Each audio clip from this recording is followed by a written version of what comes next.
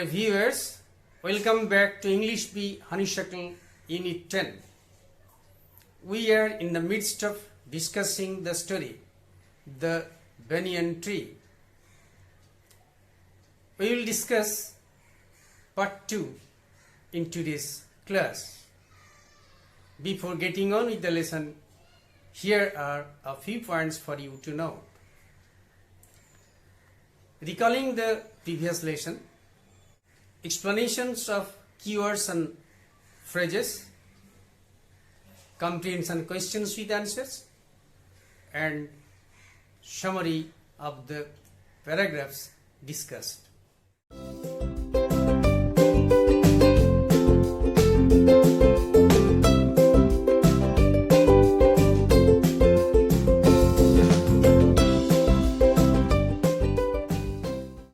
We have learned that birds came flocking together to the banyan during the fig season and made the surroundings the noisiest place in the garden.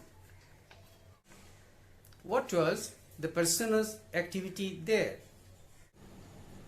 Let's proceed to paragraph 5 for the answer. Halfway up the tree, I had built a crude platform where I would spend the afternoons when it was not too hot. I could read there, propping myself up against the tree with a cushion from the living room.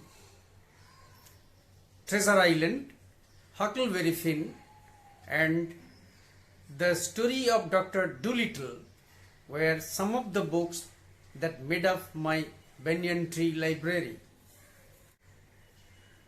Here are some difficult words and phrases that you have come across in the paragraph. Crude platform, it means simply arranged floor. Propping myself up, it means supporting against. Cushion, it means pillow. Made up, it means assembled or composed.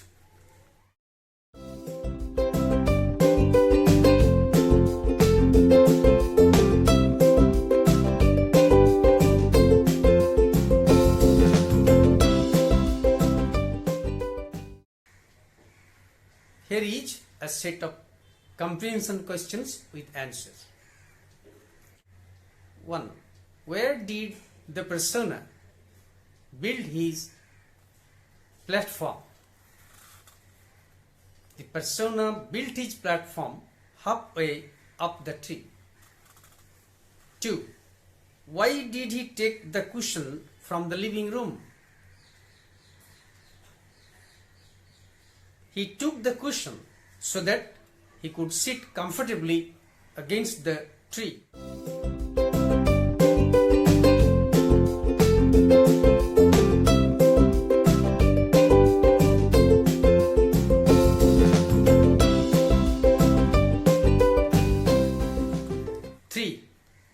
What did his banyan tree library consist of?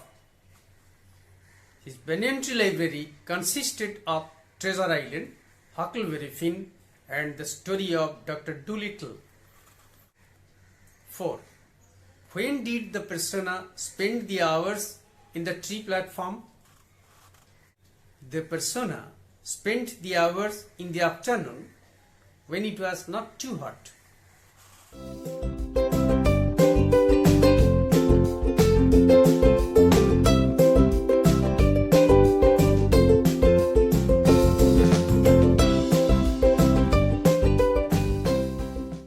Here is the summary of the paragraph just discussed. The persona made a simple platform on the tree. In the afternoon, when it was not very hot, he could spend his time there. He collected a cushion, placed it against the tree, and was able to read at this place. He set up a small library with the books like Treasure Island, Huckleberry Finn, and the story of Dr. Dolittle. Was he only reading there? Let's go through paragraphs 6 and 7. When I did not feel like reading, I could look down through the leaves at the world below. And on one particular afternoon, I had a grandstand view of that classic of the Indian wilds, a fight between a mongoose and a cobra. The warm breezes of approaching summer had sent everyone, including the gardener, into the house. I was feeling drowsy myself, wondering if I should go to the pond and have a swim with Ramu and the buffaloes, when I saw a huge black cobra gliding out of a clump of cactus. At the same time, a mongoose emerged from the bushes and went straight for the cobra. The key words and phrases that we have come across in this paragraph are grandstand view, drowsy, gliding, clump of cactus, and emerged. Let us explain them. Grandstand view. It means a view of an arena very close to your seat. Drowsy. It means feeling sleepy or dozy. Gliding. Moving easily without stopping or sliding. Clump of cactus. It means bunch of cactus. Emerged means appeared, came out.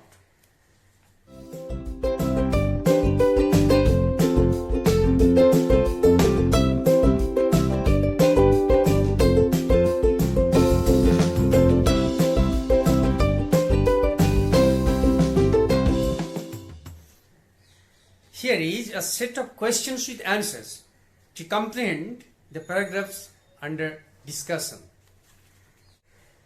1. What did the persona do when he did not feel like reading? The persona would look down through the leaves at the world below when he did not feel like reading. 2. Explain grandstand view. Grandstand view is a view of something in which you are very close to it and can have a grand view. Here, the platform has given him the opportunity to see things below the tree very closely.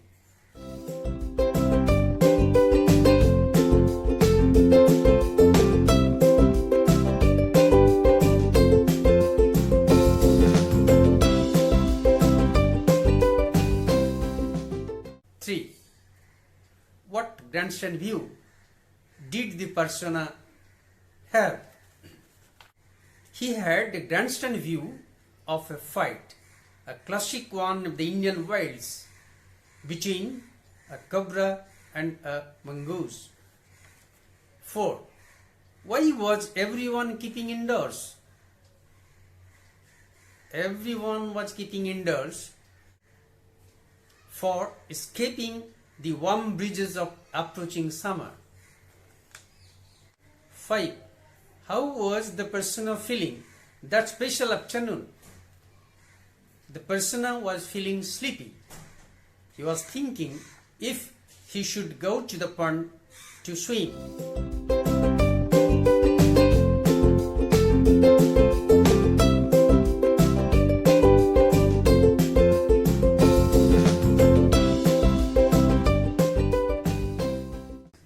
Let's summarize the ideas contained in the paragraphs just discussed.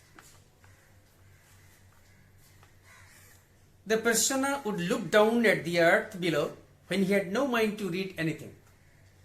One such afternoon, he witnessed the vivid picture of a fight between a mongoose and a cobra, which the persona says was the classic of the Indian wilds. It was the hot summer. Everyone, even the gardener, kept indoors. The persona was also feeling sleepy.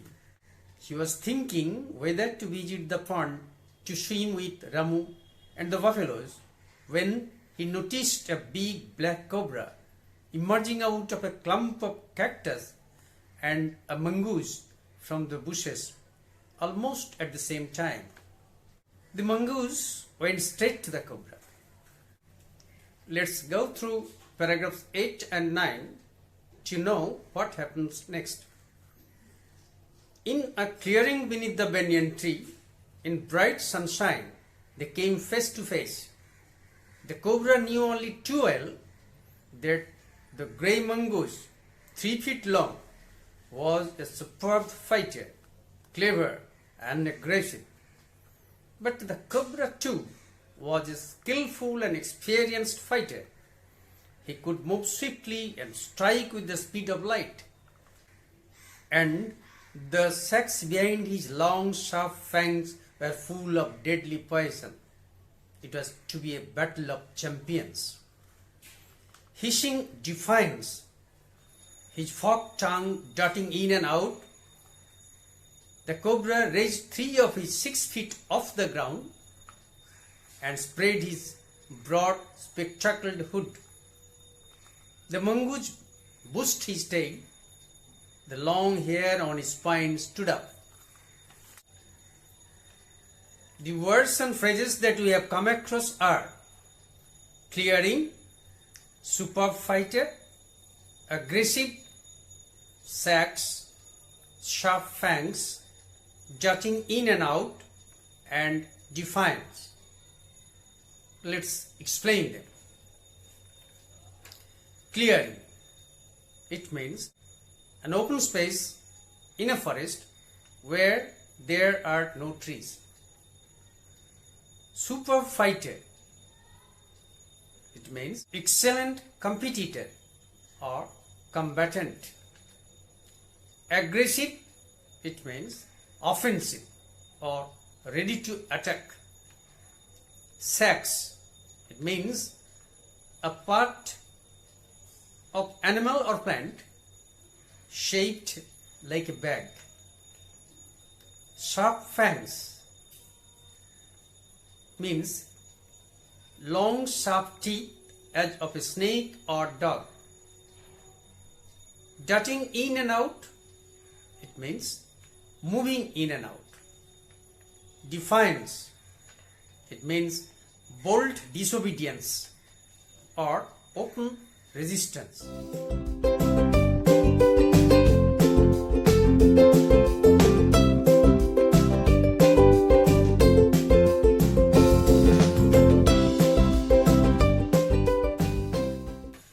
Comprehension questions with answers.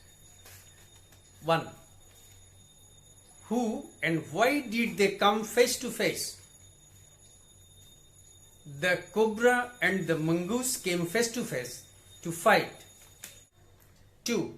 What did the cobra know about the mongoose's fighting skill? The cobra knew the mongoose to be a clever and aggressive fighter. 3. What fighting skill did the cobra have? The cobra was very swift in movement and he could use his fang as a weapon to fight the opponent.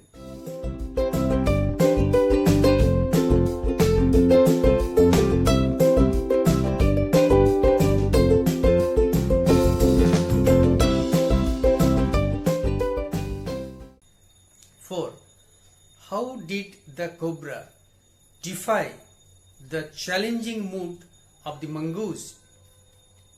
To defy the challenging mood of the mongoose, the cobra hissed, his forked tongue darted in and out, and he raised half his body from the ground, spreading his spectacled hood. 5. what did the mongoose do to counter this defiance? The mongoose bushed his tail and the long hair on his spine stood up to counter the defiance.